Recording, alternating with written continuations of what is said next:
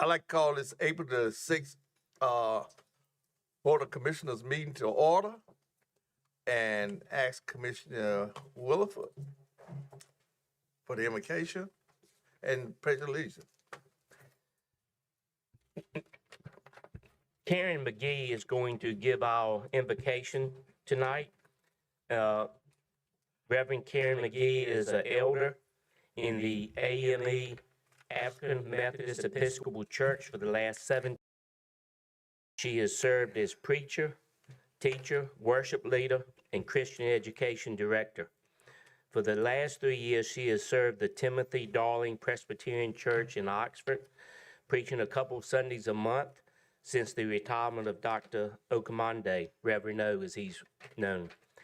Karen was also recently elected to the City of Oxford Board of Commissioners in December of 2025. And at this time, Karen, if you'll give the invocation. Let us pray. Jesus, in light of these past few days of annual commemoration of your death, burial, and resurrection, you are the ultimate example of love of neighbor that we are called to follow. Whether elected or not, let each of us understand the gravity of who you have called us to be, citizens of your kingdom and residents of Granville County. That the decisions we make, elected or not, are for the betterment of all Granville County residents. For like you, we consider the 99 and the 1, knowing that all residents are to be impacted positively by all we do. We pray this in your name, amen. Karen, thank you so much. Please rise with me for the Pledge of Allegiance. I pledge allegiance to the flag of the United States of America and to the republic for which it stands, one nation, under God, indivisible, with liberty and justice for all.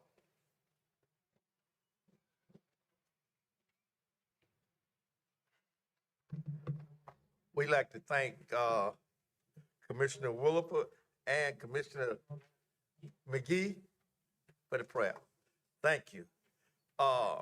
Moving later along, can I get a motion to approval of the agenda? Also move. Second. It has been moved and proper second that the agenda stand approved. All in favor, use voting sign aye. Aye. All opposed have the same right. Thank you. Thank you, stand approved. Just like to say, I'm sorry, Commissioner Kozalt will not be here this evening because he's out of town on business. And we appreciate it. And we miss him and wish him good luck. And with that said, can I get a motion for the consent agenda?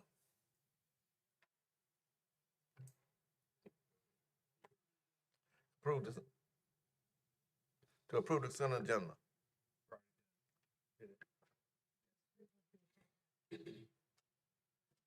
Make a motion, we approve the consent agenda. Second. It has been moved and proper second that we approve this consent agenda as presented. All in favor, use voting sign aye. Aye. All opposed have the same right. Thank you, stand approved. Okay, moving right on, public comments. Do we have anyone, sir? I'm sorry, I'm seeing things, my eyes. It's my bad, I get you distracted. I'm sorry. Okay, introduction, recognition, and presentation. Granville County employees, North Carolina DOT Springs Little Sweet. I think that's Jason. Good evening, Mr. Chairman, fellow commissioners. Purpose of this item is to announce the date of the annual Granville County Employee and North Carolina Department of Transportation Spring Litter Cleanup Event. As a background, Granville County has taken an active step to help address litter issues in the county. Twice each year, county employees and commissioners are provided an opportunity to participate and a litter cleanup program in conjunction with the North Carolina Department of Transportation Litter Sweep Program.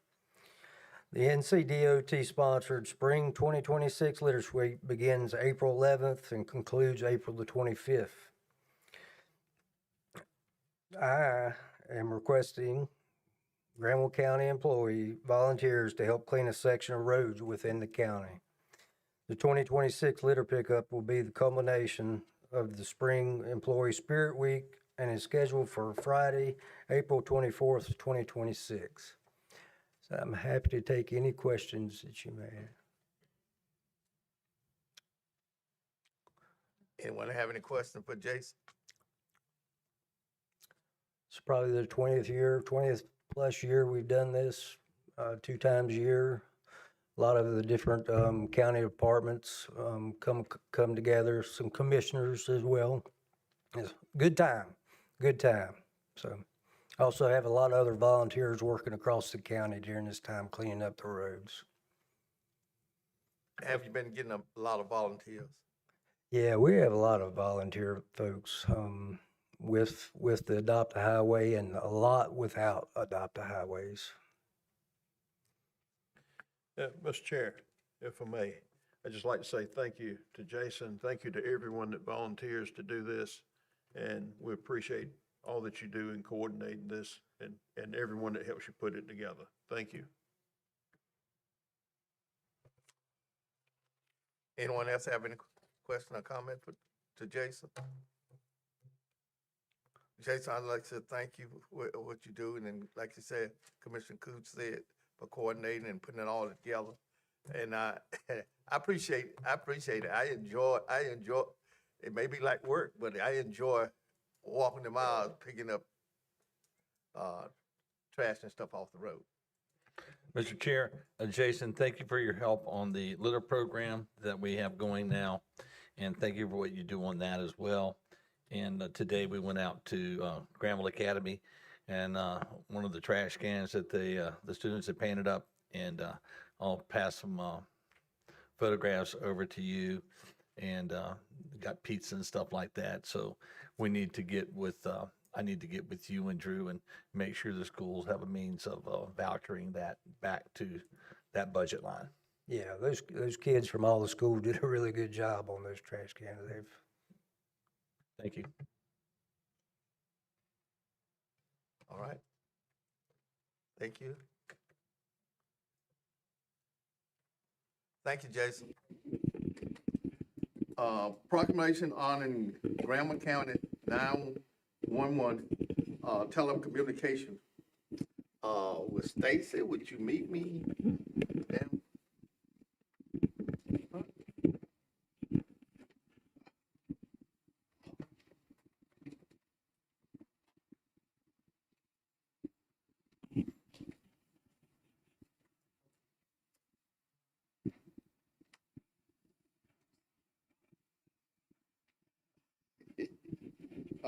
Stacy, I'm gonna give you the honor of.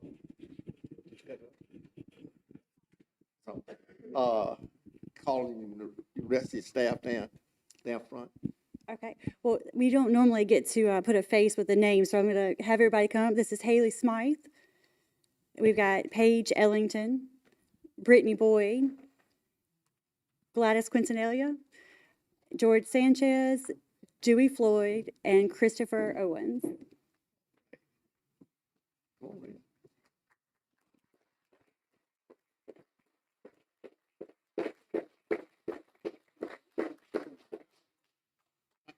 I just like to say, we don't never get a chance to personally say thank you, but on what you do, and you do a lot for Granville County, and sometimes it's a thankless job, but we want to say this afternoon to say thank you, each and every one, the ones that are not here.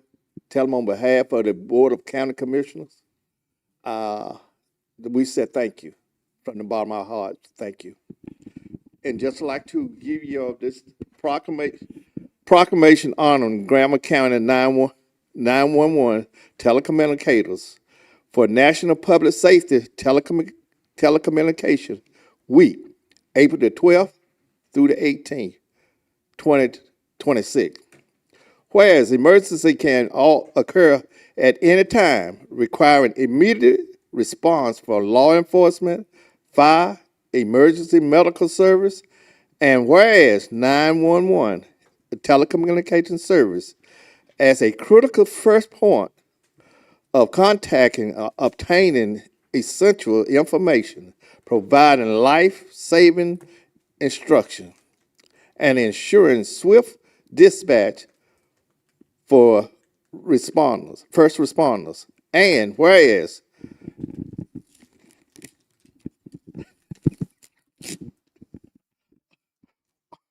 the safety of the first responders would depend on the adequate and efficiency telecommunication who monitor their activities, provided critical updates, and coordinated emergency effort.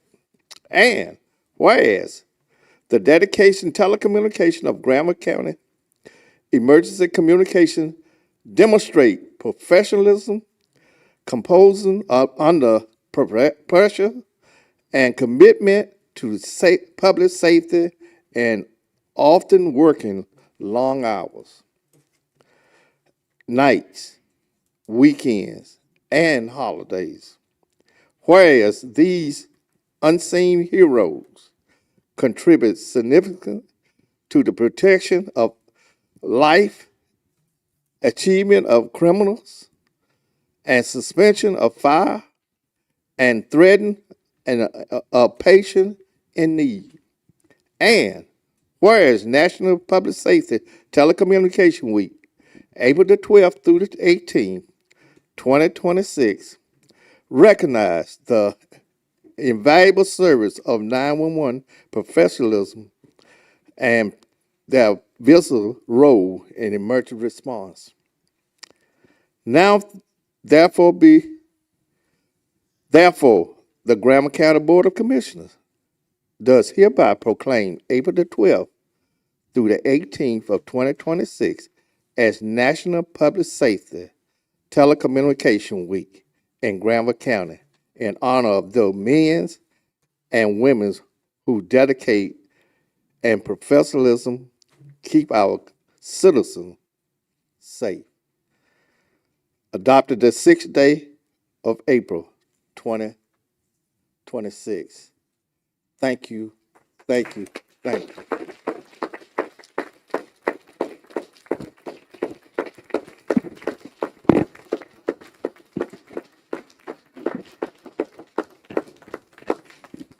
Anything like to say? Anybody have anything to want to say? I think Gladys does. Oh, Joe. I would just like to say thank you and how much I appreciate all the hard work they do. They're the ones who are sitting there answering the phone and the radio every single day. And it's a hard job and it doesn't get enough recognition. And I'm very proud and very appreciative of everything y'all do every single day. Thank you. Thank you. Like we say again, thank you. Any commissioner like to say anything? Thank you very much. Appreciate it. We appreciate all your service and all. Go ahead. Could I say a few things? I was going to make a few comments when it's my turn to give my report on the agenda, but you all may have slipped out by then. So I'll say what I have to say now, which is two things. One of which is I have been down to the 911 center quite a few times, but I know that I have only met a handful of you. And I think that's because that operation is working around the clock the way we need it to, and some people may work only nights or evenings, and so it's important for the public to know that 24/7 our telecommunicators are kind of at the ready. Second thing I wanted to say is that I don't know whether to consider myself fortunate or unfortunate, but I have had a couple of occasions to have to call 911, and there's nothing like a quick, efficient response, both of the telecommunicators and of the emergency responders who come when you let them know where the need is. And so I have my own personal gratitude as well. So thank you very much.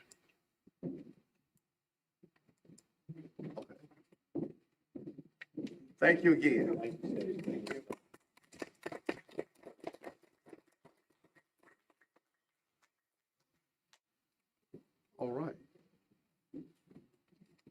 Moving on now, but public comments, do we have anyone? Madam Clerk? No one has signed up tonight. Okay, thank you. Moving right along, Sheriff Madam.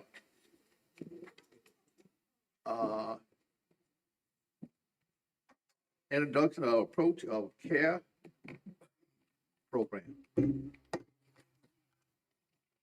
Good evening, good evening. First to the Chair, Board of Commissioners, to the Granville County community as a whole.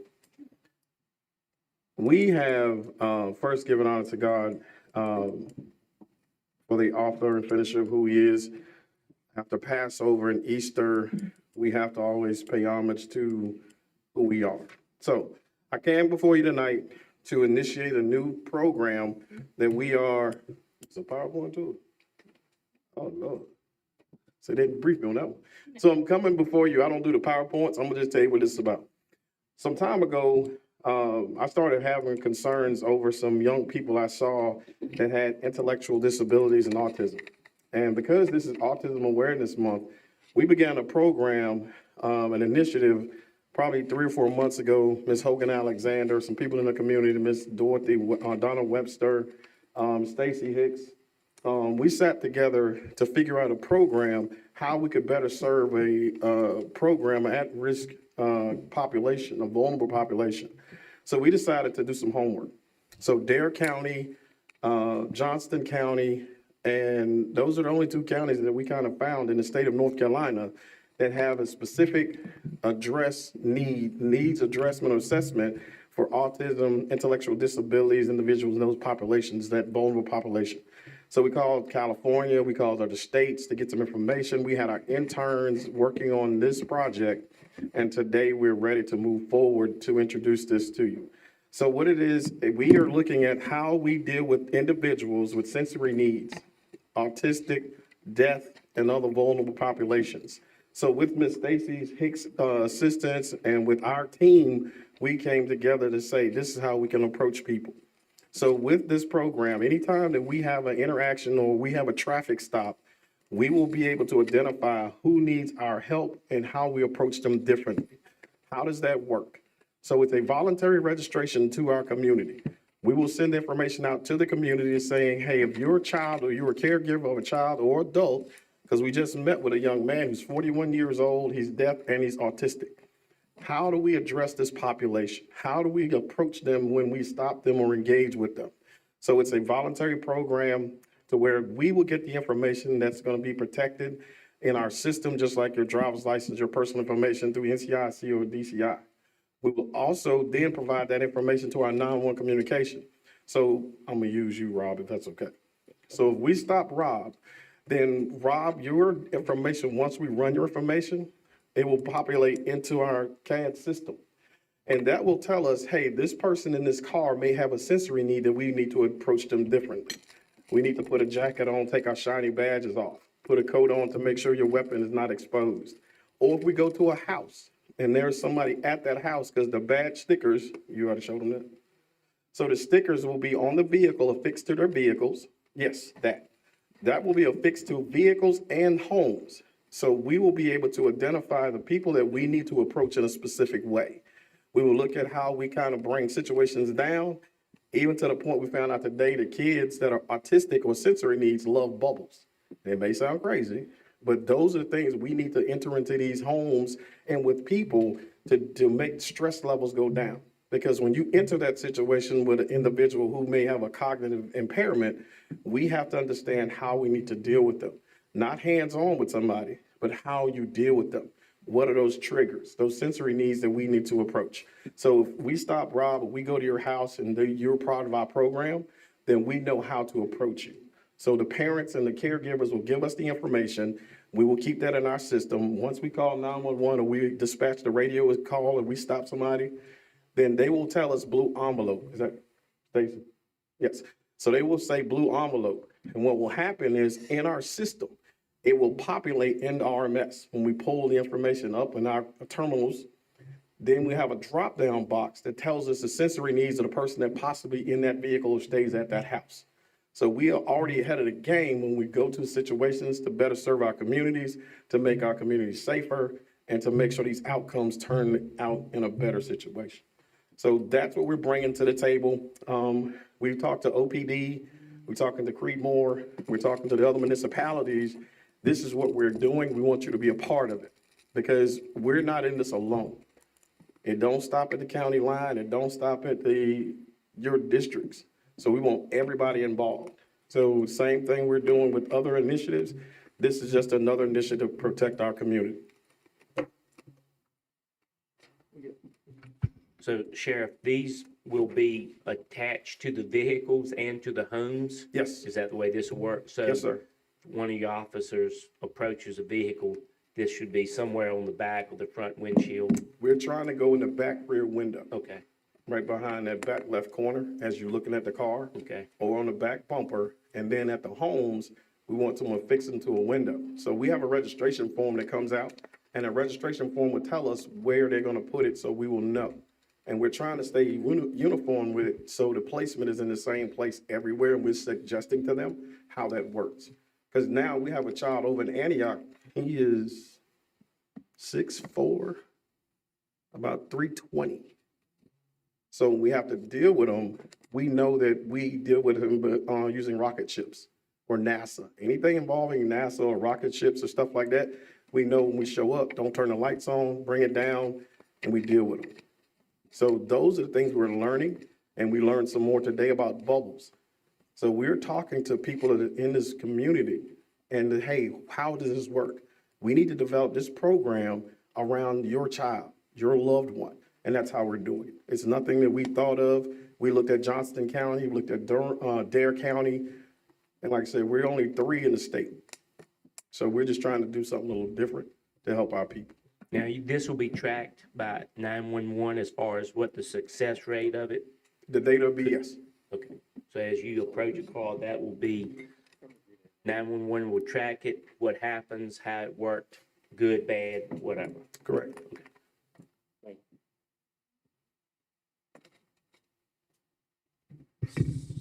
Sheriff, is this predominantly used for IVCs, involuntary commitments? No, it's not totally different. The involuntary commitments are done in a different form of fashion. However, some of them may result in this process. So it may be a situation, maybe somebody's a special needs case that's off meds or something like that, then we can notify the magistrate, hey, they're part of the program, this is what it was. We can tell the ER and the ED, hey, these are part of our programs and processes. The North Carolina Sheriff's Association, the number 2 bullet point is for IVCs. I'm kind of curious if this was in response to that. Oh, no, sir.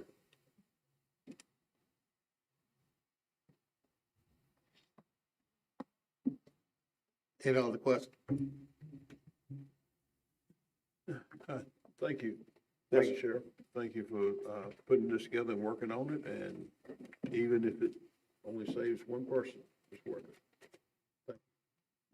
Thank you. Well, you have Ms. Kathy. So this is for information purposes only, I see on we have to adopt some type of resolution in order to be formatted. We're in North Carolina Association of Sheriffs, we do, but I mean, if you're saying no. No, when I talked to Eddie Caldwell on Friday, the jailers conference, he said there was nothing that we need to adopt through them because it's a local thing under me and under the sheriff's office. So I can track back with him, but when we talked Friday, he said there was nothing that really needed to be adopted.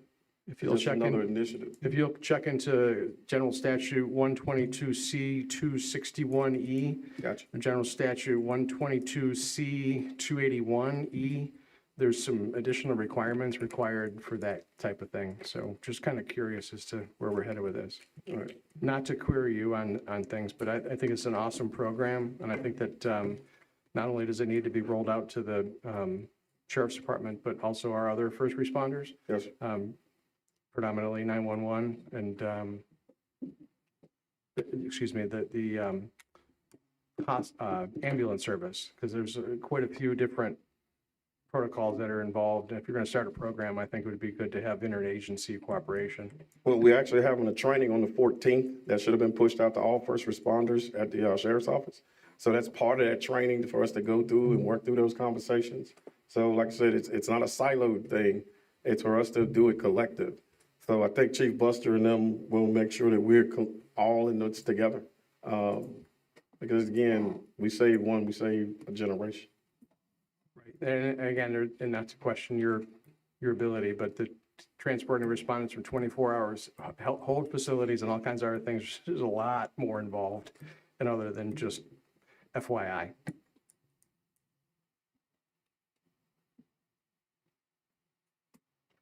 That's another question. One more quick one. Yes, sir. How do the parents or those, how are they going to get these? So we have, come on.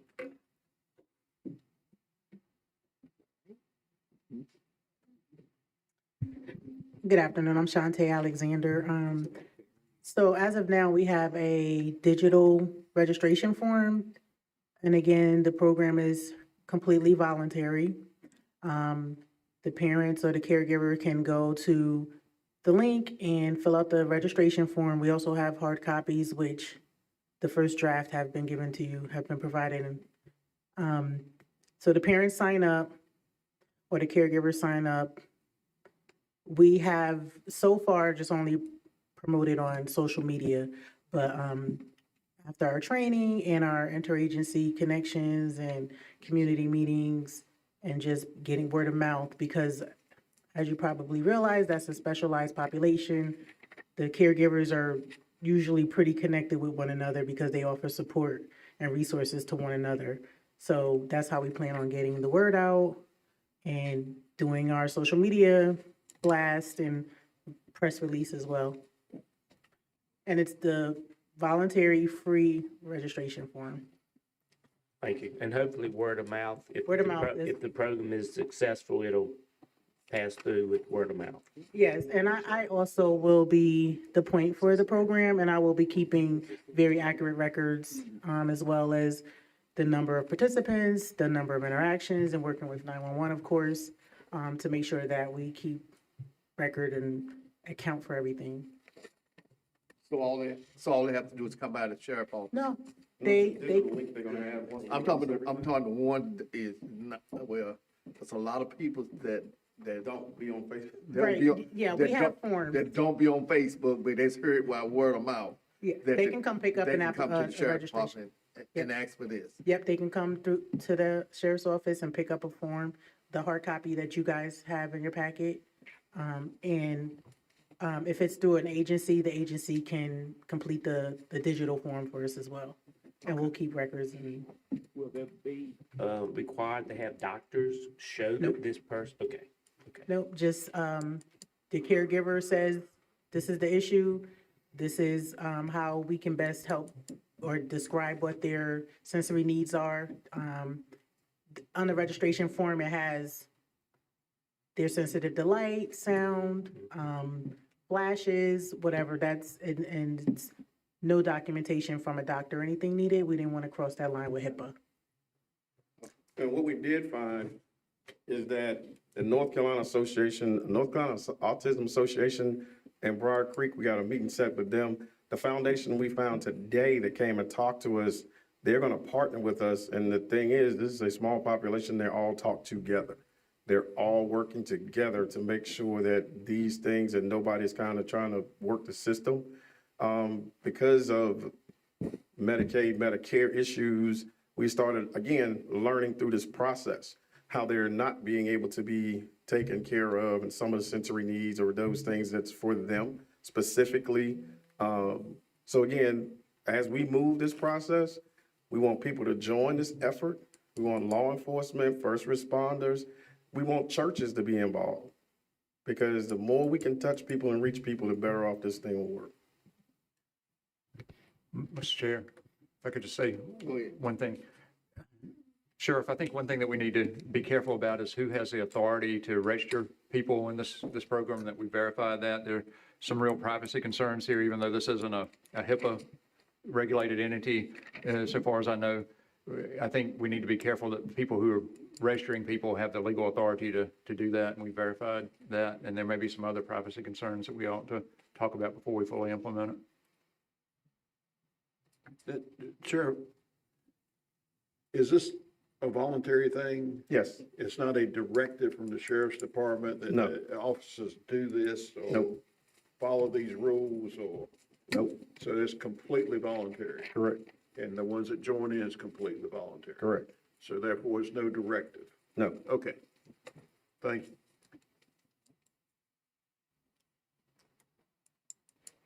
Anyone else have any? Okay.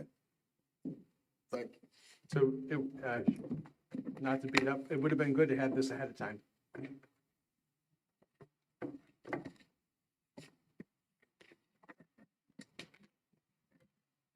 Okay. Renewal of Granville County Sheriff Office, contract with, Heartistry, Therapy, PLC, LLC. Jerry? again, good evening. This is, I think, is just the extension of the contract that we're under with, our LCAST under the, opioid recovery, opioid addiction money. We already have a contract with this young lady. We're just extending it, I think, for 2 years. And that's where we are.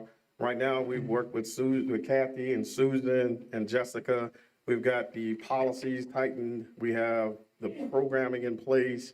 So they've already got the peer support going. We thought we had a nurse involved, but Southern Health Partners is still trying to get us a nurse for that 24-hour period. Our nurses now are still doing the HMPs and still doing the methadone once or twice a day, depending on the person's levels.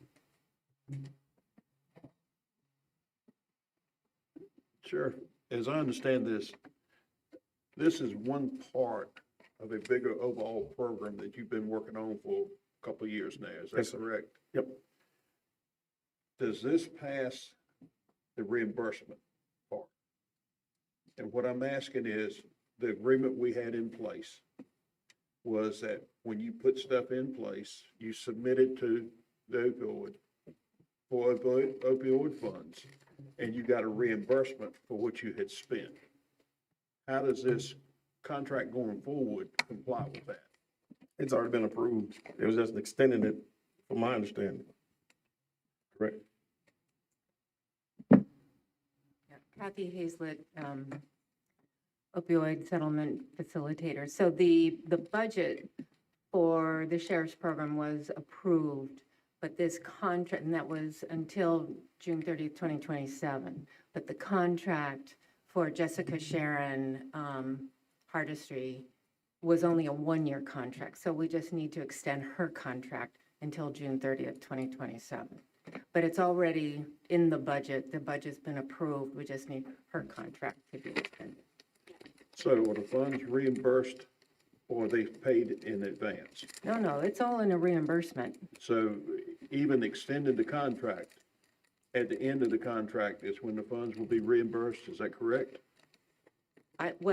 Invoices get sent in, I don't know on the timeliness of that, but on a periodic basis, so she gets reimbursed as invoices get submitted. And as the invoices get submitted? Yeah. That wasn't clear in the materials. Does our attorney have any questions on this? I don't think so. I think this is consistent with the contract we had in place for her previously, and essentially she's bills hours and submits an invoice and is paid directly by the county is the way I understand it. The sheriff doesn't maintain a separate check paying authority, so he would get the invoice and submit it and to the finance office for payment, correct? Just want to make sure all the i's are dotted and t's are crossed, because if this money is not spent in accordance, the county has to pay it back. So we want to make sure it gets done right the first time. Thank you. Just so I'm clear, does this mean that, who is this servicing? Who is receiving these services? Because what I recall we voted on, and I'm a little bit confused because this thing's bounced around for a while now.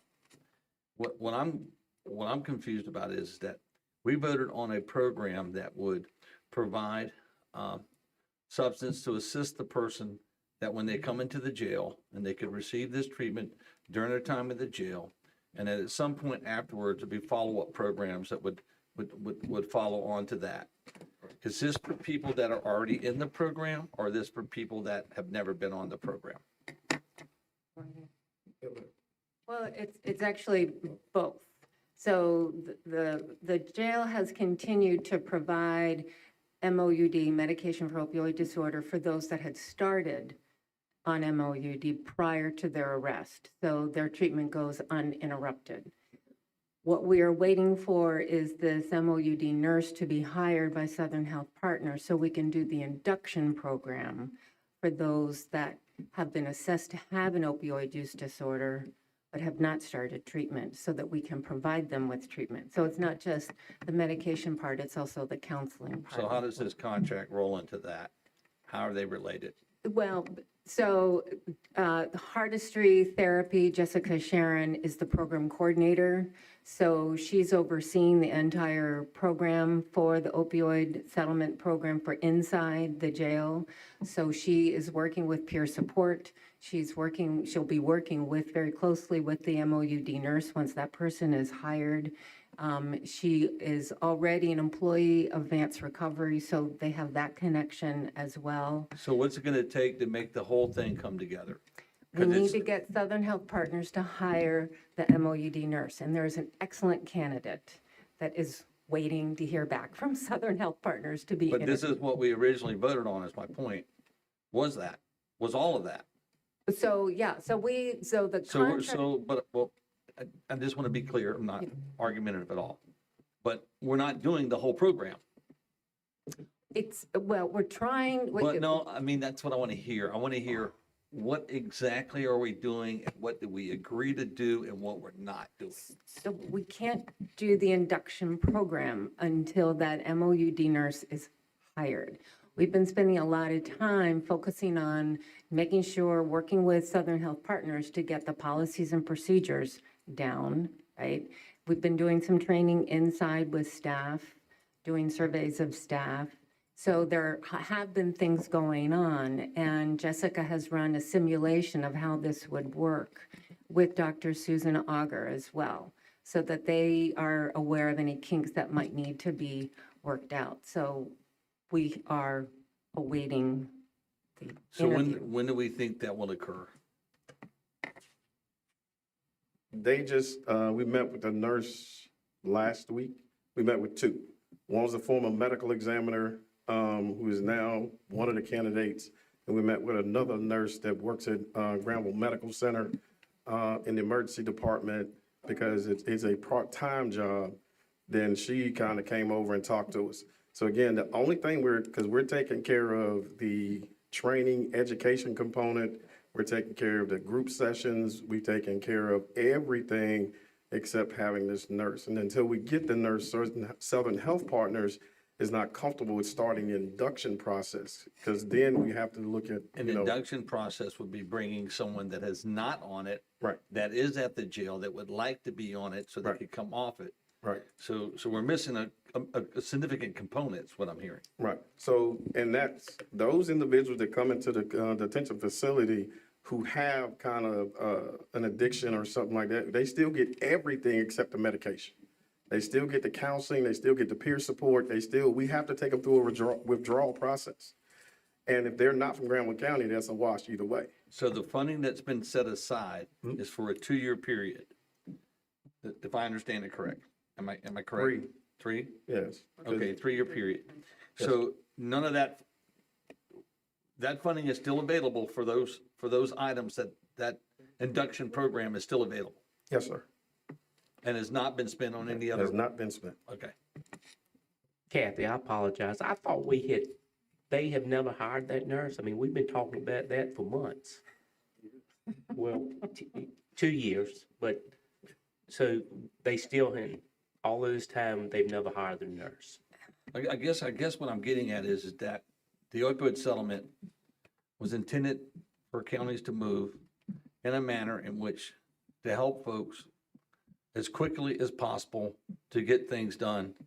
I'm not and I'm not throwing stones here by no means, but my thoughts are is that if we can't get this off the ground in the way that it was designed, then maybe the opioid advisory committee needs to be thinking about maybe other ways in which we can get some of this funding expended to better serve the community. Believe me, we have been talking about Plan B for this program and maybe even Plan C, given the time that it's taken Southern Health Partners to respond. So it's been a challenge, but we're almost there. Don't give up yet, Commissioner, don't give up. And just to reiterate, opioid settlement funding is not a grant. Just so you know, Kathy, I'm not getting cold feet. Understood. Roger? Understood. Okay. But this is not a grant program. This is a reimbursement program. So whatever money does not get spent, you all have allocated and approved a budget. But if that money has not been spent, that stays in the county. Okay. So question / comment. Midway through the stream, we've changed the acronym from MAT, medically assisted treatment, to MOUD, medications for opiate use disorder. So in the contract, it does not have MOUD anywhere listed in it. So part of the problem comes in is we've got these acronyms floating out there in government speak that nobody knows what the heck they mean. So we haven't had induction of anybody new into the program, but we've been providing MAT the entire time. So the opiate funds have been sitting idle and not being spent, and so they're going to go revert back to the kitty. But this MOUD / whatever the heck MAT program it's called hasn't had any new enrollments unless they've already been in medically assisted treatment prior to becoming just as involved in being incarcerated. So the whole point of this opiate funds was to help people, and it's sitting idly by while we're piddly pucking around, and it's very frustrating. Well, that's not the whole truth. So tell us the whole truth, Sheriff. Right. So you're missing one part of a bigger picture. So the one part is the induction. Everything else, the reentry, the Narcan, the education, the peer support, all of that has been done. So the only thing we cannot do without that nurse is to give people their medication. They get everything else. So they don't get the drugs to help them with the physical portion of their withdrawal. They get the psychological counseling and all that other holcomb, right? So you got cars idling in a parking lot, and we're all sitting in here, which is great, spending money like it's crazy. So the problem is with the Southern Health, is that correct? Correct. They haven't found us a nurse. Okay, and so, and you think you found one now? We have 2 great candidates. And if they don't find one, what's the next plan? The next plan, and we talked, was to go to the hospital and see if we can get our local hospital, since it's a county-owned facility, to see if they can augment that portion of it for the induction. Because the MAT nurse has to be able to link into Southern Health Partners Core EMR, their electronic record system. So those are some of the hiccups to where when we said, hey, we'll just hire our own nurse, we couldn't do it based on the contract because of the fact they have to be their intellectual property as far as their electronic medical records, even though we have access to them and they contracted with us. We just couldn't bring an outside source in to say, okay, you're going to run their medical system. They wouldn't go for it because we tried that. And has there been any thought provided to, if this can't launch the way it was intended to launch, that we redirect these funds to another program so that we can get these funds moving? Well, again, you're missing one part of it. That's it. I know, but I'm just saying it. At what point are you going to say it's not going to happen? Because in earnest, have been attempting to do it for close to 2 years now. Yep.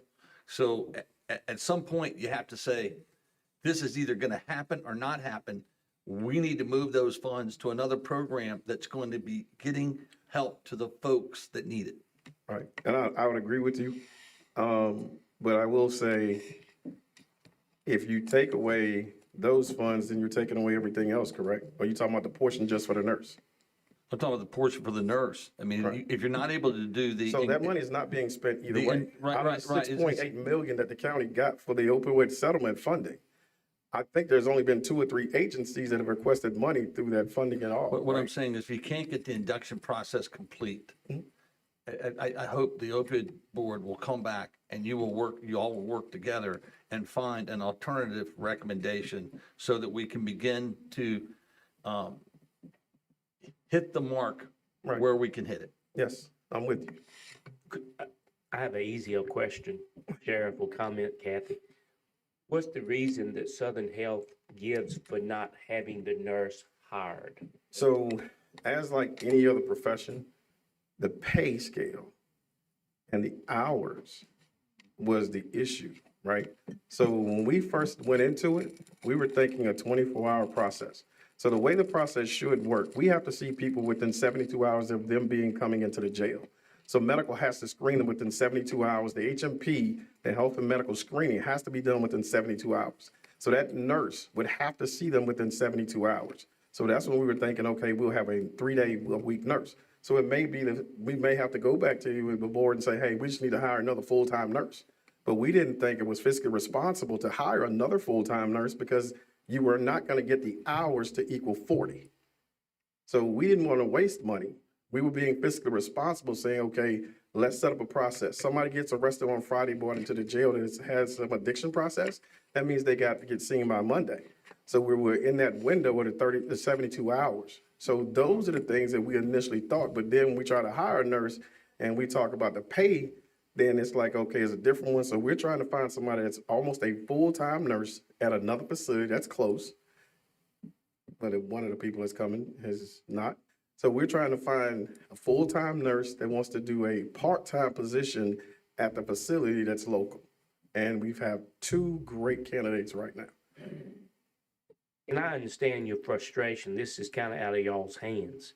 But I also understand Commissioner May's response. So let's get these funds out to be used like they're supposed to be used. I don't like going through the detox protocols for individuals because the detox protocols that they have in place, the individual has those 4 or 5 days that they're going to be doing through withdrawals.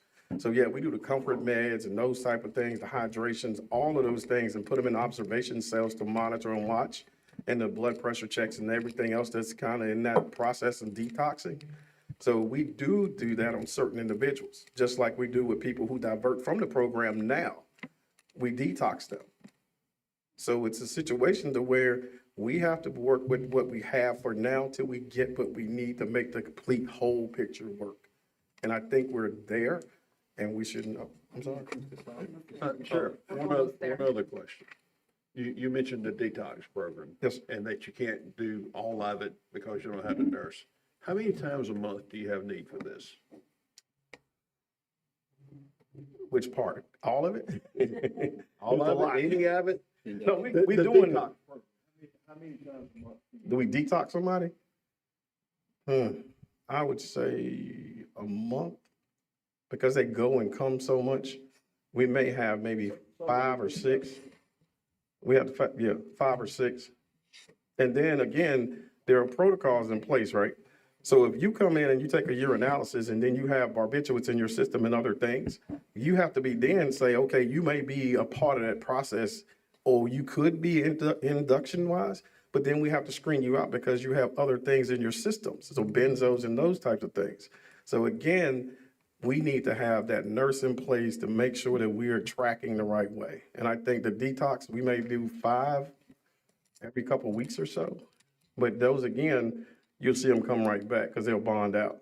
But the process is, like Commissioner May said, get them in place so they can be successful, that the rest of it works for them.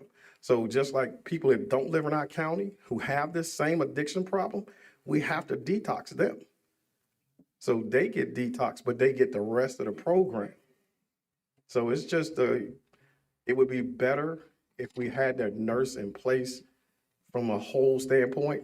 But people that don't live in Granville County, they get everything except the medication component of it.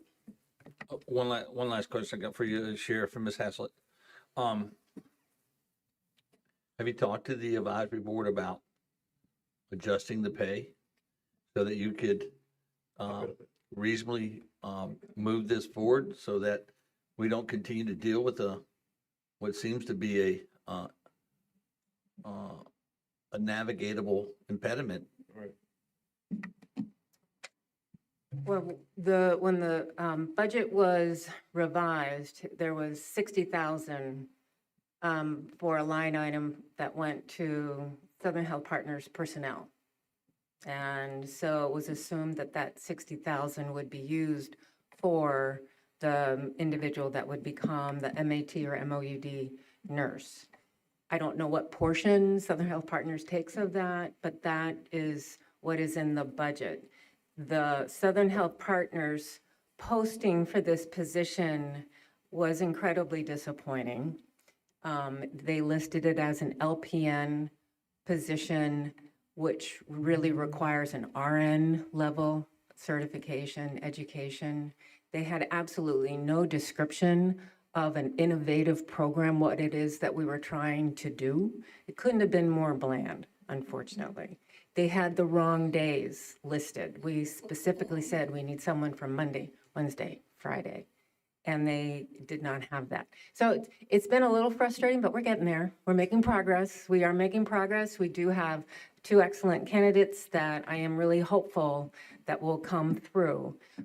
My frustration, quite frankly, has been that Southern Health Partners.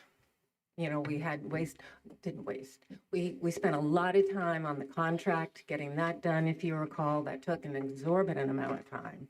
And now it's taken another, more time than it should have just to get to this point. Believe me. Are they the only show in town? Southern Health Partners? Yeah. No. We talked about that too. Yeah. That would be, I recall extensive conversation here about Southern Health Partners and the Sheriff's Department in a different area than opioid. But, and that would require the whole contract being, and then us doing the RFP out to bid for everything and then reshape everything. So I think, Mr. Mayor, you may be correct. We may need to look at, hey, raising that pay for that individual to make it attractive and get somebody in there. So the opioid funds pay for that nurse, excuse me, Commissioner? Yes. Is that correct? Yes. So the committee, if we so choose, can say we'd like to up that, correct? Commissioner Gooch? Well, What was in the contract? I No, don't know no. if it was specified in the contract or not, so I don't know that. Yeah. County Manager? At the last opiate committee meeting, we had a dialect around the fact that it was a part-time position, and there was a provider who said that he could probably somehow, and then he realized that halfway through the conversation that all his people are contract workers and don't get benefits. So it becomes a benefits issue, because if you go from part-time to full-time, and if you're, if you want to pick up as a contractor, if you want to go out as a provider and pick up a few contracting jobs, it's incumbent upon you to figure out how you're going to do insurance. But hiring for a position like this is difficult because people don't want to have to go through all that mess of trying to find 6 different jobs to fill a void, and then have to go into whatever exchanges there are out in the world. So, I mean, I think that part of the problem comes back to, the providers, ourselves included, just, it's not, we're small fish, and we don't have the whole full 40 hours worth of work available. And it's just, the onesie twosies, 5, 10 people that we get don't add up to, it's just a sad state of affairs. And it's just, we're spinning our wheels around all this junk, and it's just very, very frustrating. And I apologize for my level of frustration on this issue.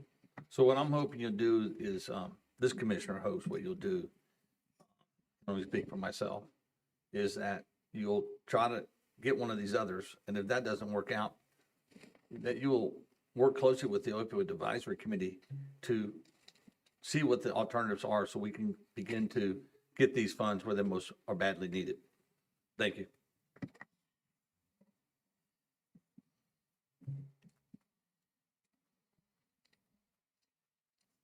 Are there any more questions?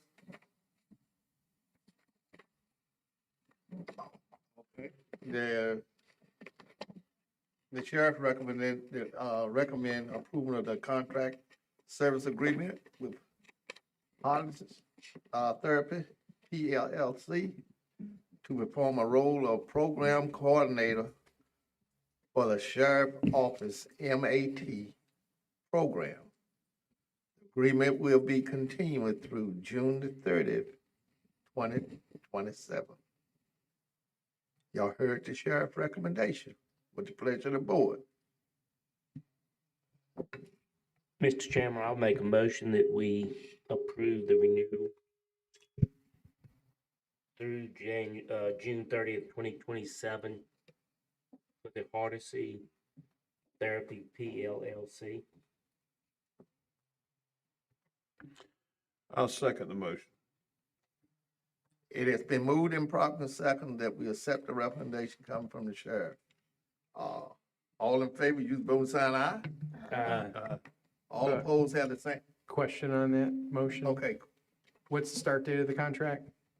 It shows July the 1st, 2025. Is that- What's today's date? Don't see that. So it's an old contract that we're approving today? I would just make sure that we're approving a contract from July. So there is a current valid contract in place. This is an extension for 2 more fiscal years, starting July 1, 2026. Okay, I didn't, No, that's not right. Sorry, this is actually dated back to July 1, 2025, I believe. and that's my confusion. So the budget amendment was adopted last year, is my understanding. The budget amendment was brought before the board, and this contract was not brought back before the board and has expired, and this is putting it in place retroactively to that date because services have been provided. It's my understanding. Okay, I just want to make sure. Can we do that? Well, I gotta ask this question. In that case, does that mess up our, I know there's some strict, regulations, agreements, whatever they are around opioid money. Does it create a problem for that? My knowledge, it doesn't, but I haven't gone back and checked to see what hours were worked and what has been billed under the contract and that sort of thing. This would put it back to match up with the budget amendment. I think we could ask the finance officer and I to look into that before any additional funds are expended under the contract. One additional thing we need to consider is, if I read this right, it runs from July 1, 2025 through June 30th of 2027, which is 2 years. Is that correct? That's what was adopted in the budget amendment. That's right.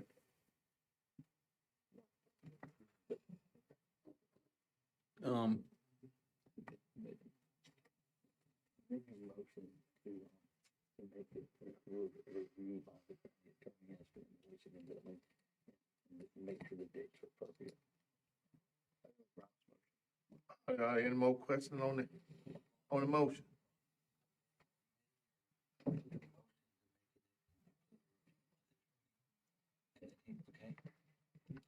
I will amend my motion to include that the county attorney looks at the contract and has no issues with it.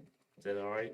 We've reviewed the contract. I don't have any issues with the legal form of the contract. What we need to look at to confirm is that the history of payments, Okay. Let's include that in the motion. and to confirm that the history of payments complies with the opioid settlement agreement. Okay, what you just said. I've amended my motion. I'll second what you just said. All right? Thank you for fielding my questions. Are I there any appreciate questions, you. are there any questions or comments on it? All in favor, use voting sign aye. Excuse me, Mr. Yeah, Chairman. okay. I just want to make sure this is resolved quickly and that it comes back before our board at the next work session. We could just approve it now. Okay. Yeah, okay. Yeah, just do it now. Okay. Go ahead. Go ahead. You ready? I have no idea. Okay, all in favor, use voting sign aye. All opposed, use you shall have the same rights. Ayes have it. Stand approved. Thank you. Okay, moving right along. Appointments.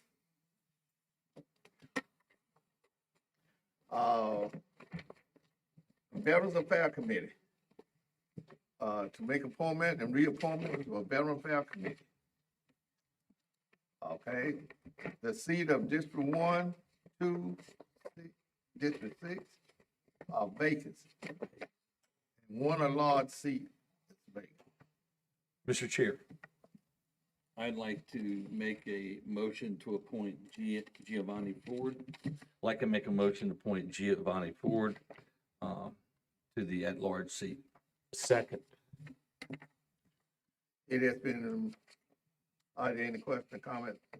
All in favor of voting, put Mr. Giovanni Ford to the vacant, at-large seat? Say aye. Aye. All opposed? Ayes have it. Thank you. Mr. Chairman, from District 6, I'd like to appoint Angela Powell for the veteran seat. I second. District 6, I'd like to appoint Angela Powell for District 6, vacancy. All in favor? Aye. Aye. All opposed? Ayes have it. Thank you. Mr. Chairman, excuse me. District 2? Mr. Chairman, we have a District 2 is vacant, but in District 7 is Brad Oldenburg, and I actually had appointed Brad as an at-large several months back, and somehow he got into District 7. I'd like to have Brad move from District 7 to District 2, which is where he resides. I don't know how he ended up. I have no objection. Okay. So do we need I make a motion that we appoint Brad Oldenburg to District 2 to the vacant seat? Okay. I need a second. Second. Second. It has been moved in proper, second, that we move, Mr. Brad Oldenburg from District 7 to District 2. All in favor, use voting sign aye. Aye. All opposed? Say aye. Ayes have it. Stand approved.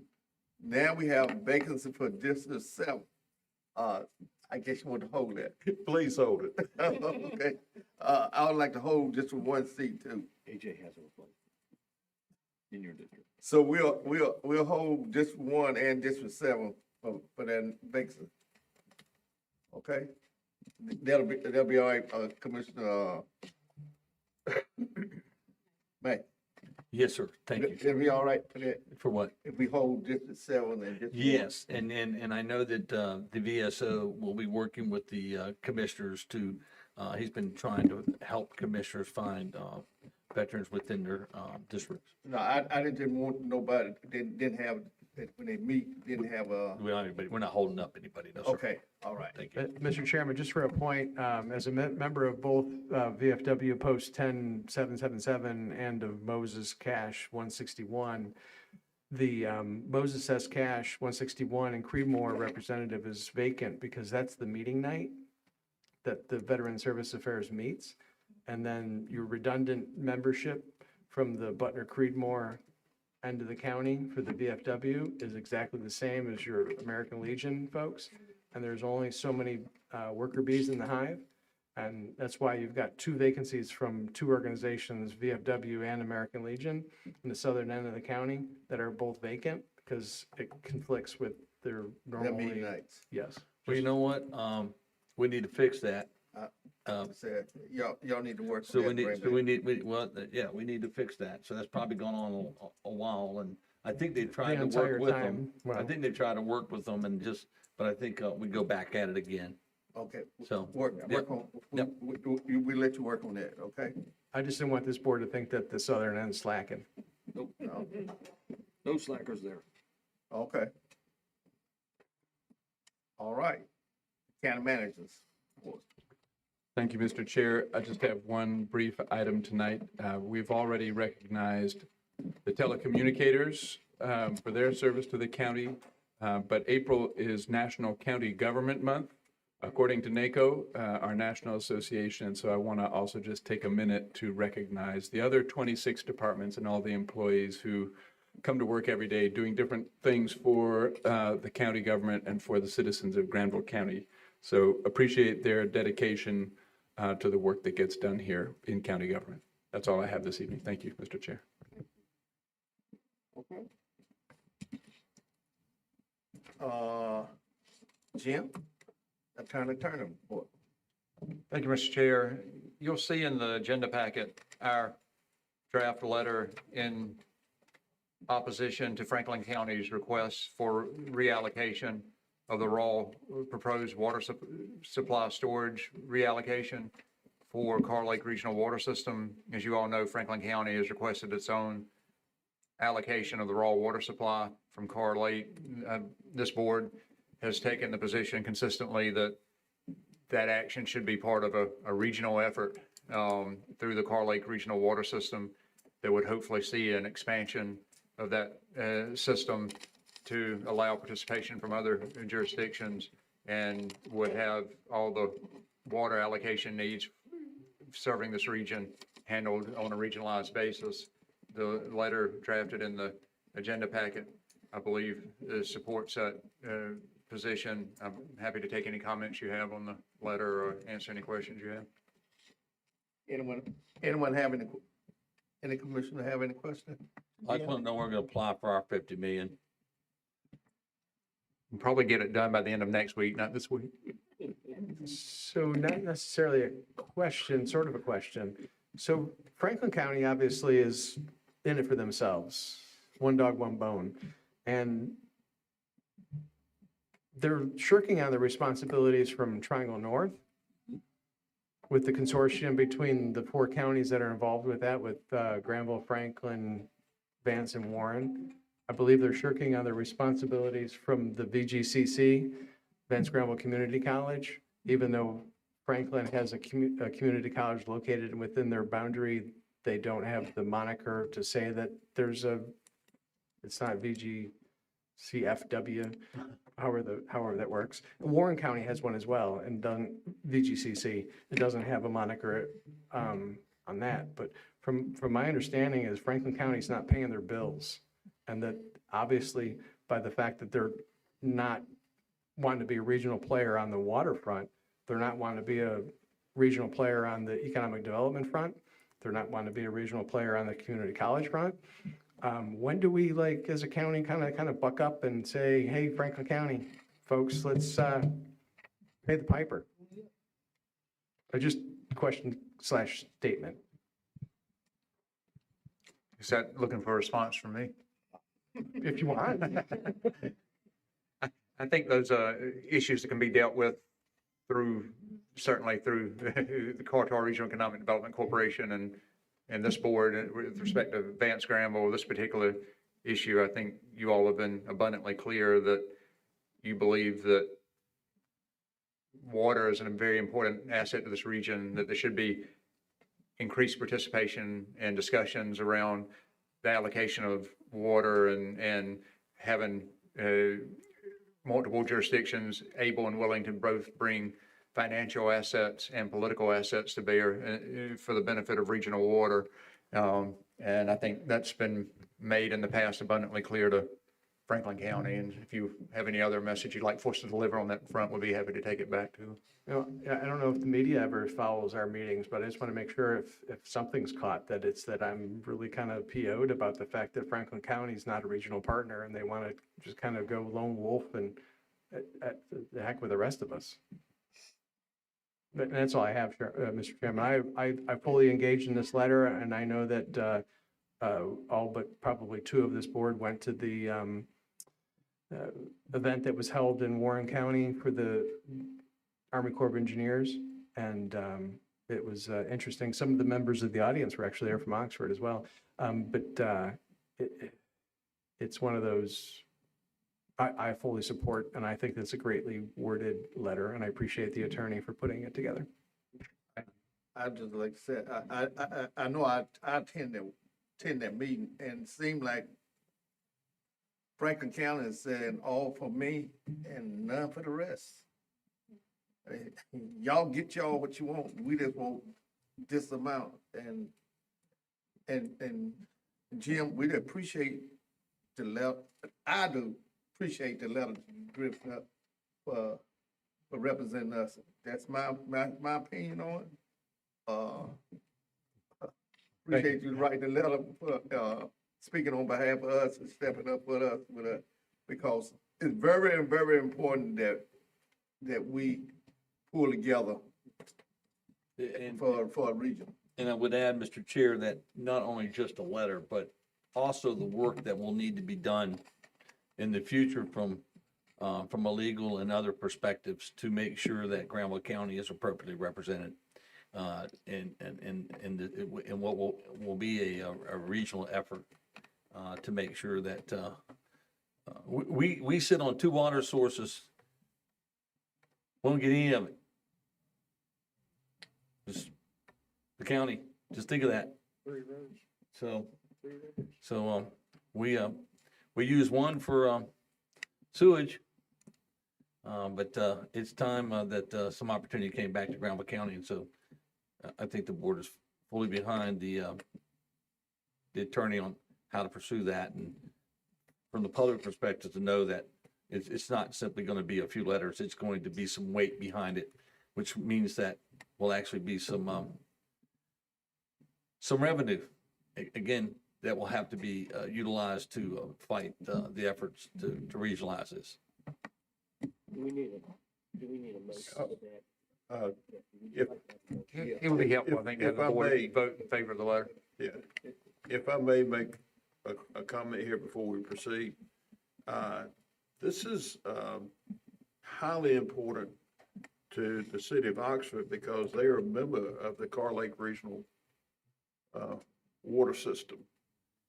And currently Franklin County is buying about 3 to 3.5 million gallons per day of water from Carr Lake Regional through the city of Henderson. Henderson loses that revenue, Carr Lake Regional loses that revenue. It affects Oxford, it affects Warren County. So they should be equally as interested in this as we are.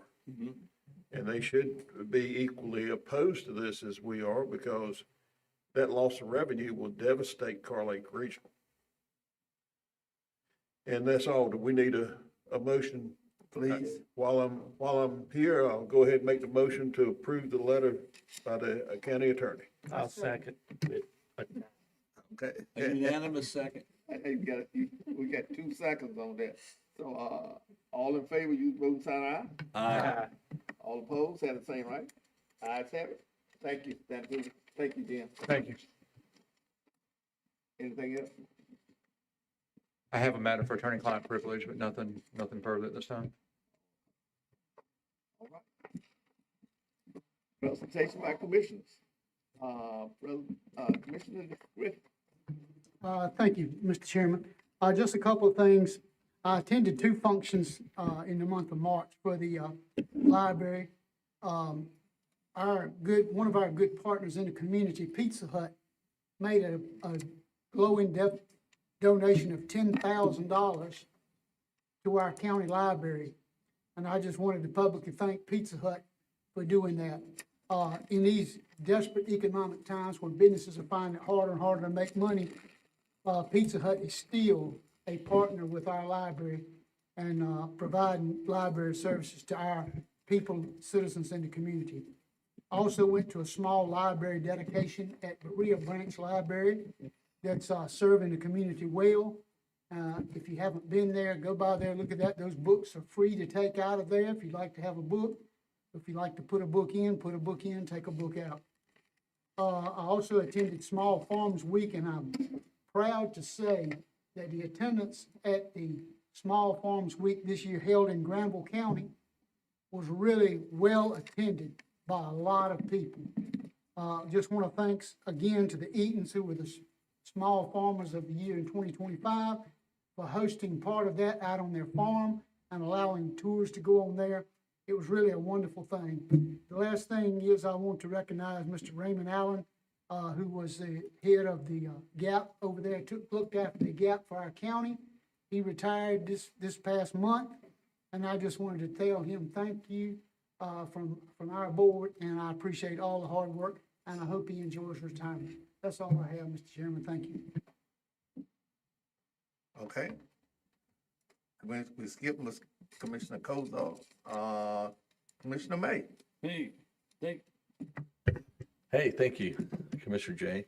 Got a few comments to make. One is like to point people to a WRAL article on the number of counties that are facing significant funding losses regarding schools, and school boards being left with making some very serious discussions in Wake, Gaston, Durham, Orange, and counties across the region. And so as we move into budget season, that's something for us to keep in mind, is that there were some difficult decisions made, many of which were not those that were applauded by some of our residents. Nobody on this board is happy when we have to close the school, but nobody on this board, to my knowledge, is going to sit here and ask for a 5-cent tax increase either. So just keep that in mind. So those are difficult decisions, but they're not just happening in Granville County, is my point. They're happening throughout the state, throughout the region, and they're getting much more attention. I was fortunate enough to be at an event at the Veterans Life Center this week with Senator Budd, and it was a very good meeting there with them and all the great things they do. I didn't know if many people knew, but Donique, our assistant VSO, he is actually in their Hall of Fame over there. And so he's a fine young man, and we're very thankful that he is with our Veteran Service Office. Had a meeting with the county manager, Mr. Jay Karts, the North Carolina State University. We're really working hard on microtransit for Southern Granville. I really hope we can tap into some of this federal transportation grant money, also some CAMPO money, particularly as it relates to vehicles, and hopefully with that, that we're just not dreaming or thinking, but something that would come to fruition in regards to a means of further transportation in the southern end of the county that will help residents be able to get transportation from their homes to needed places, doctor's offices, grocery stores, places that they are unable to go. It's not free, but it is an opportunity that right now CARTS does provide a similar opportunity, but it's not but we don't have the sole dedication to having those resources available on in a given area.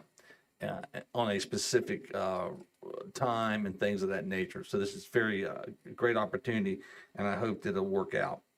Had some great discussions with the county manager regarding planning, and we'll talk more about this board, but at the end of the day is that we're not going to get any help from DOT. It's not coming.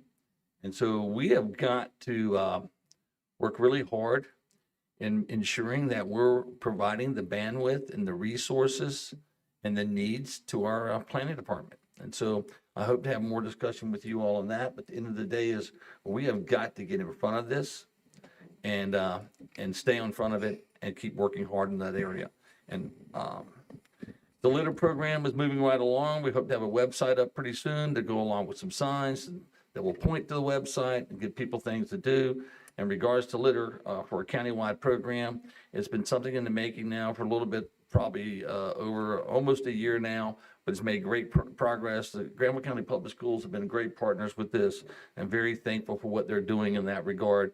And they did a trash can contest in the Tar River, and Early College won, and actually went by there today and celebrated with them. And so we're thankful for that.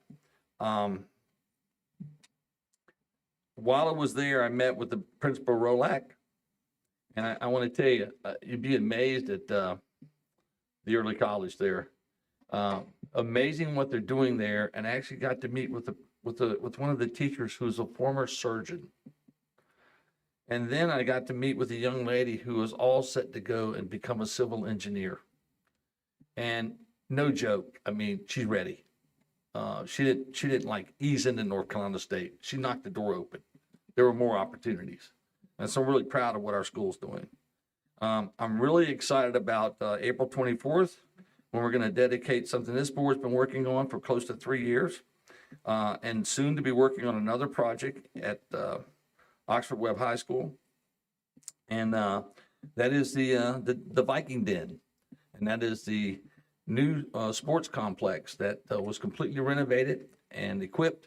This board not only agreed to help with the refurbishment and the remodeling of the facility, but also provided $50,000 worth of equipment to go inside the building.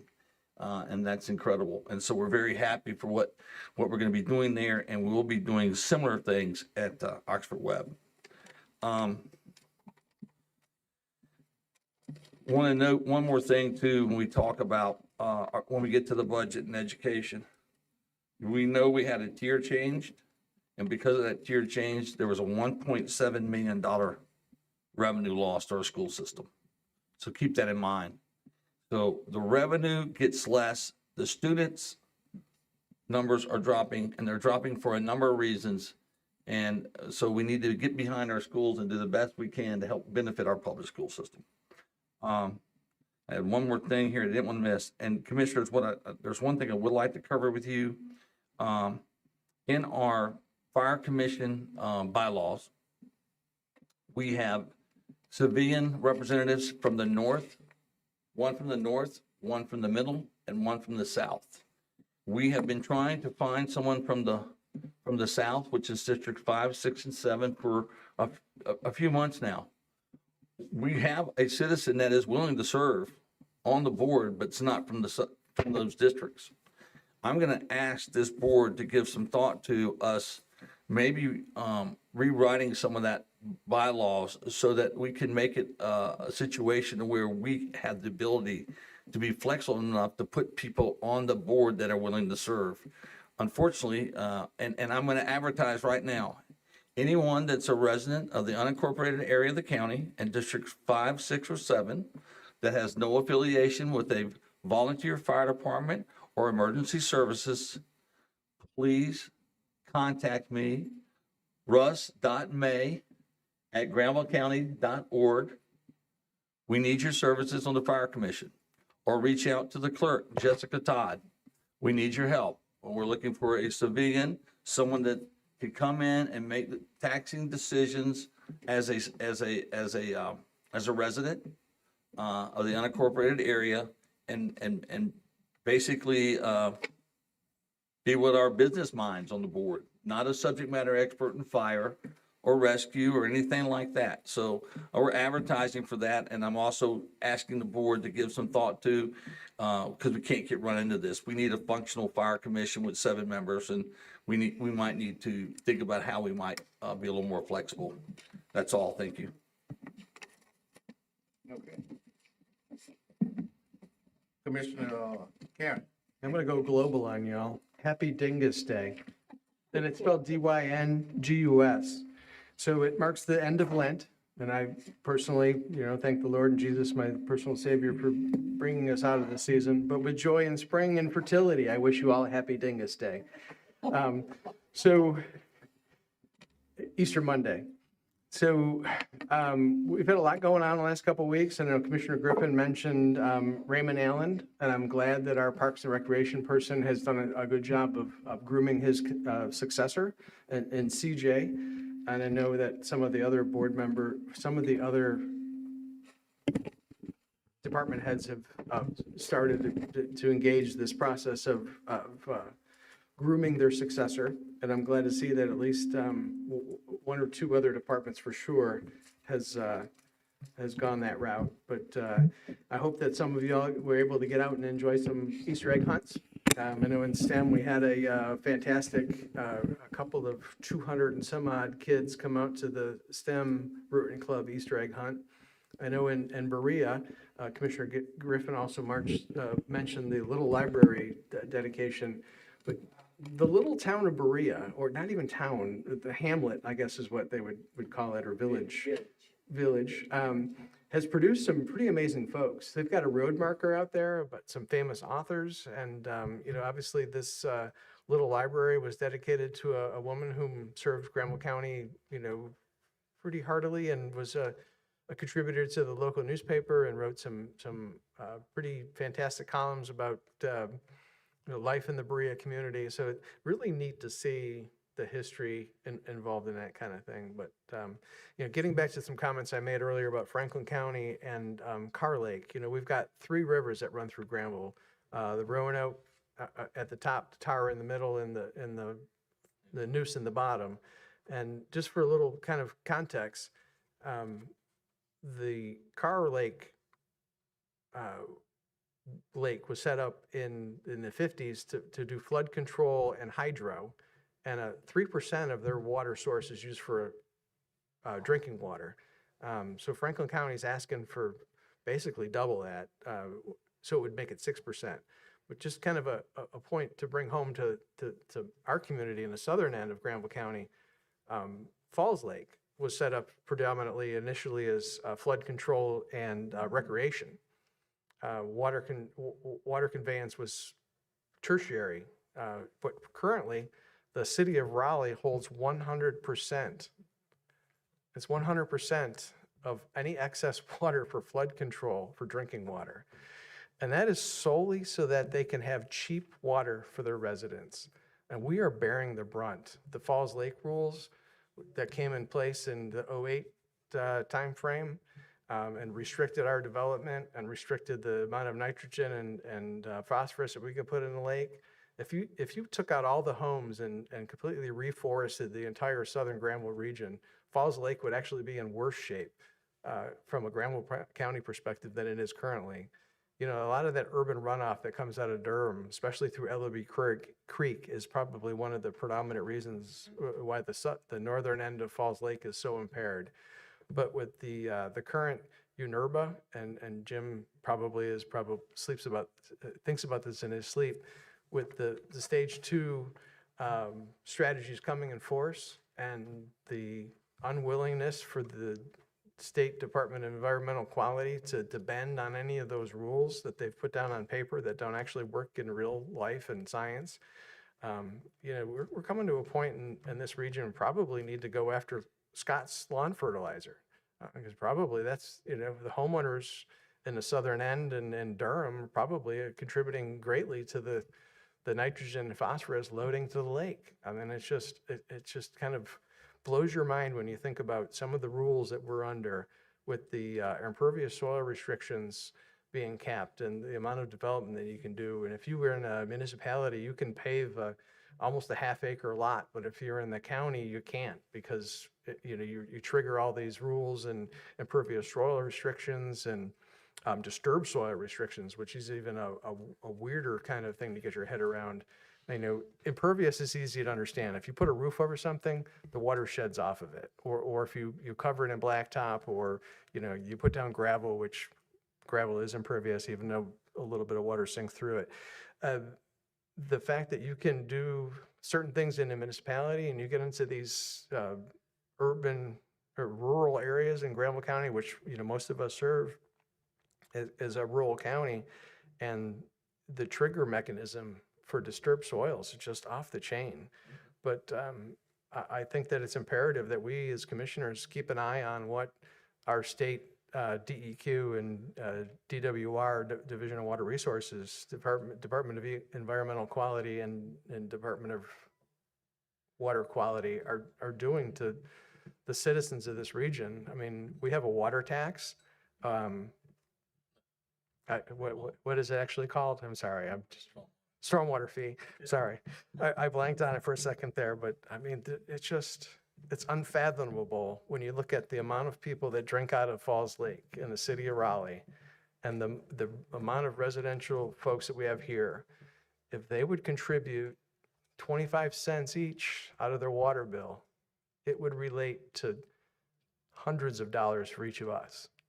It's just the math doesn't math. And I've been fighting this since 2008, and I've just been pounding my head on this this wall right here. But I just want to mention that 100% of the non-flood control water in Falls Lake goes to the city of Raleigh. 3% of Carr Lake goes to drinking water. So think about how big Carr Lake or Bugs Island, depending on if you're in Virginia or not, how big Carr Lake is compared to Falls Lake. And you think about those two dynamics and the amount of economic development and growth that is in the Triangle region for southern Granville County, and the foot on the neck of our citizens is just crazy. But anyways, I digress. Happy Dingus Day, everyone. Commissioner Gooch, oh, you through? I'm sorry. Yeah, you through? I gotta add something that Commissioner Karan was talking about. The impact for us in the southern end with these rules is that what it may do to our wastewater treatment plant with Seguasa, and how that may, those rules, if they don't go well for us, bring a further burden upon the residents of southern Granville. And so that's been really stated as about as hard and aggressive we can state it.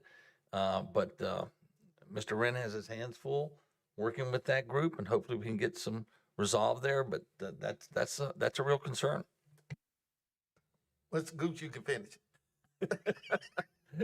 Let me kind of finish up on Commissioner Karan and Commissioner May's comments. Seguasa spent $27 million in upgrades to the wastewater treatment plant to meet the stage 1 Falls Lake rules. Nobody sent any money. It was an unfunded mandate. It was put on us. We had to comply. The town of Hillsborough spent approximately $22 million on their wastewater treatment plant.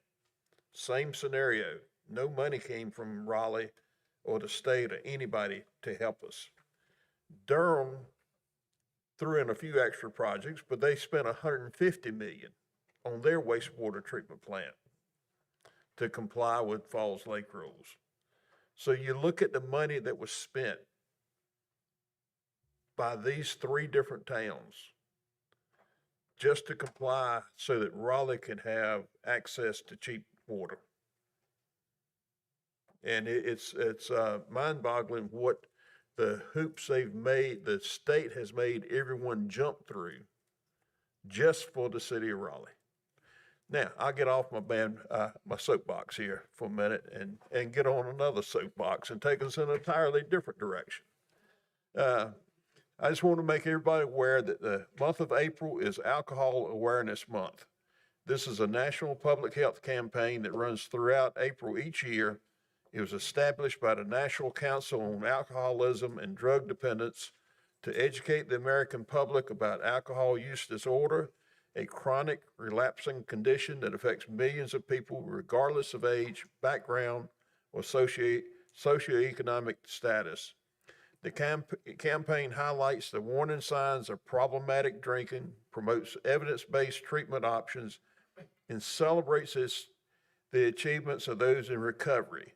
Organizations including the Substance Abuse and Mental Health Services Administration, local health departments, treatment centers, and recovery advocacy groups all participate in awareness activities throughout the month. As part of Alcohol Awareness Month, let us remember the tragic alcohol-related events that have taken the lives of both innocent individuals and those who made the choice to drive while impaired. Just over a month ago, on March 1st at 2:45 a.m., the life of State Highway Patrol Trooper Stephen Perry and Melshawn Moore of Kinston tragically ended in a head-on collision on Highway 147 in Durham. Master Trooper Stephen J. Perry, 30 years old, was driving northbound on the Durham Freeway, also known as NC 147, near Anderson Street, when his Dodge Charger was hit head-on by a 2015 Nissan Altima that was traveling southbound in the northbound lanes. Based on news reports, Melshawn Moore, 39 of Kinston, was driving the Altima, and he was killed in the crash also. Investigators said they suspect he was impaired though they didn't specify what substance he is thought to have consumed. Court records show Mr. Moore had been convicted for driving while impaired at least 3 times in North Carolina in 2010, 2013, 2017. Traffic citations against Mr. Moore ranging from reckless driving to endanger to possession of open containers / consuming alcohol in the passenger area were dismissed in at least 6 cases in Lenoir and Pitt counties from 2010 to 2022, according to court records. Making the choice to drive while impaired is not a momentary lapse of judgment or a slight mishap. It is a conscious decision that puts innocent lives in danger, and in this case caused 2 deaths. The family and friends of both these men are permanently scarred for the rest of their lives. Trooper Perry has a daughter that will grow up without knowing her father. And due to the age she's a young child, she will have very few memories of him, all taken away by a decision to drive while impaired. Family and friends will have memories of these men and thoughts of what if a different choice was made. How would both men have lived their lives? In most cases of DWI, the decision to endanger themselves and others is hardly given any consideration because habitual offenders have often driven while impaired many times without getting caught. They tend to look at it as no big deal, even when they read news reports about incidents like this happening. Somehow the reality of the decision does not hit home with them. Right here in Granville County, we barely missed a horrific tragedy in February. The mayor, Creedmoor, chose to drive while impaired and without a driver's license, resulting in 1 vehicle accident in which he sustained 9 life-threatening injuries. Imagine if that accident had resulted in the death of the mayor. Or what if there had been a family in a vehicle driving in the opposite direction when he crossed into the lane before he hit the ditch? The mayor has 4 prior DWI convictions and made the decision to put his life and the lives of others in danger. I'm not here to condemn anyone, but to ask, how can we do better? How can we stop these people from making terrible decisions? How can we get help for repeat DWI offenders and make them face the reality of what their decisions can and often do cause? Where does the judicial system draw the line and say there have been too many convictions? Is it 2, 3, 4, 5, or more? And that's my comments for tonight. Thank you. Thank you, Commissioner Gooch. Commissioner Williford. Just have a couple of comments.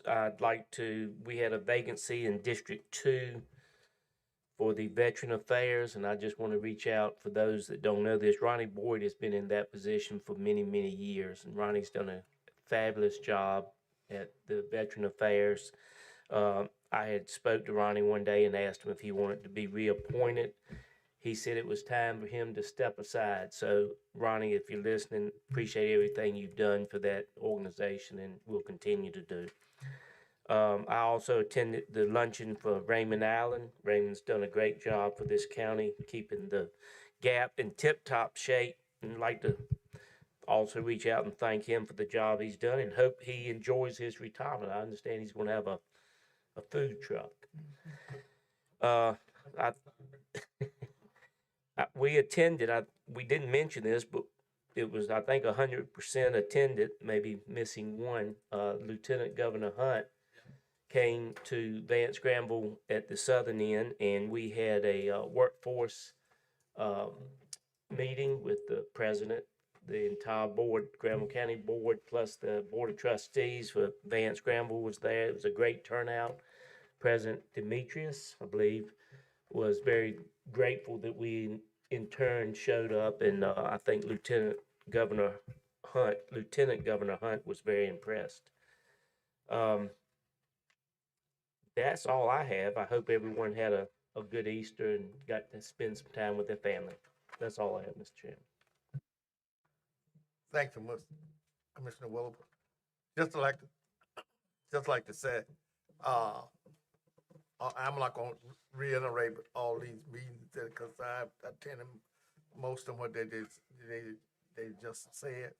But I do just like to say thanks to Raymond, and wish him, good health and prosperous in his endeavors as a retired.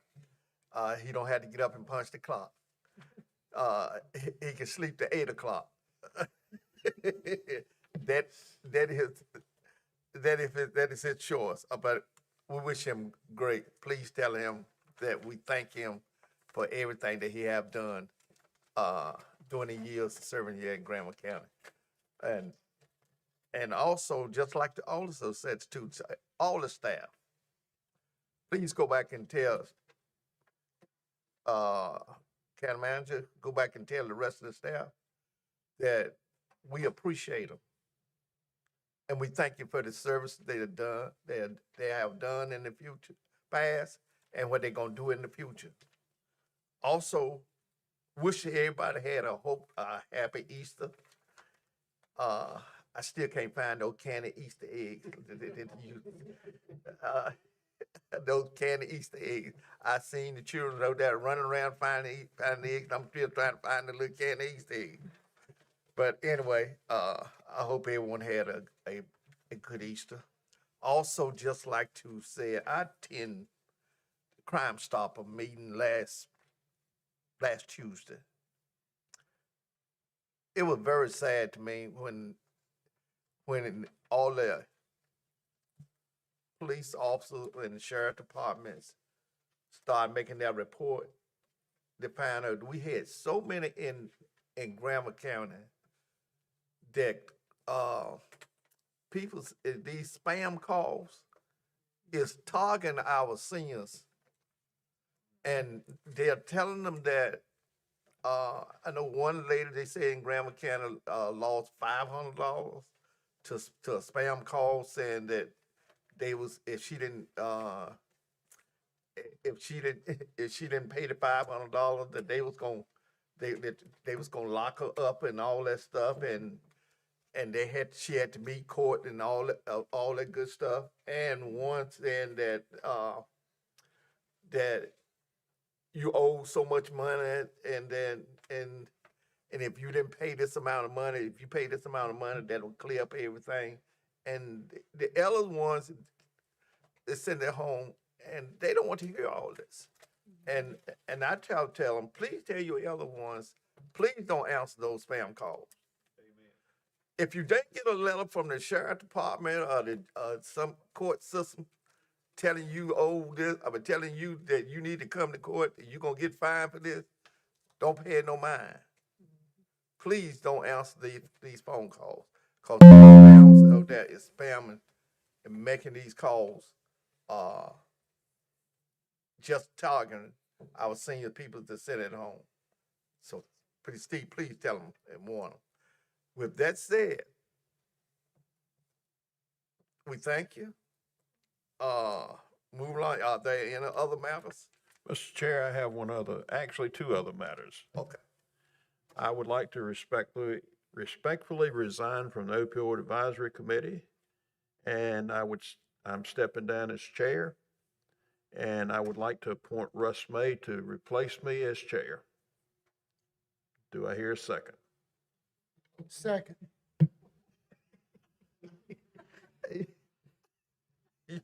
You got the horse and the cart. Y'all work for railroad?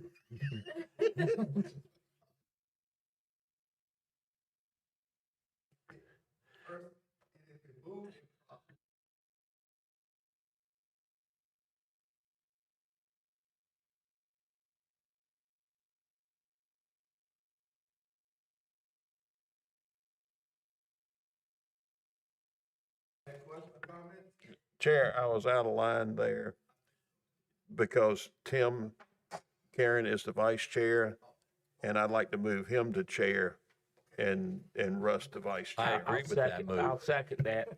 Okay. Sorry, Okay. I got mixed up there for a minute. I voluntold on myself, and I think that's an appropriate amendment to the motion. Okay. I will second that, sir. Okay. So the amendment to the motion is that Commissioner Gooch will step down as opioid board chair and nominate Commissioner Karan for chair. Are there any questions or comments? And a but, okay. Russ May is vice chair. Oh, and Commissioner Russ May as chair, right? Vice chair. I mean, vice chair. Okay? All right. Are there any questions and comments on it? All square?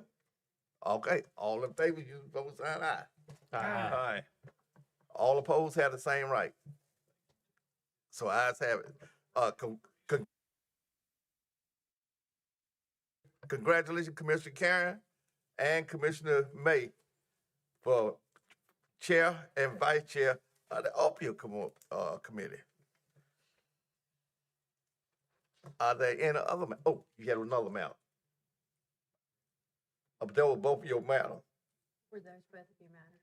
Oh, that's all. I'd like to, if there's no other matters to come forward, I'd like to make a motion to go into closed session after a 5-minute break. It has been moved, proper second that we go into closed session after a 5-minute break. Are there any questions or comments? All in favor, use the vote sign aye. Aye.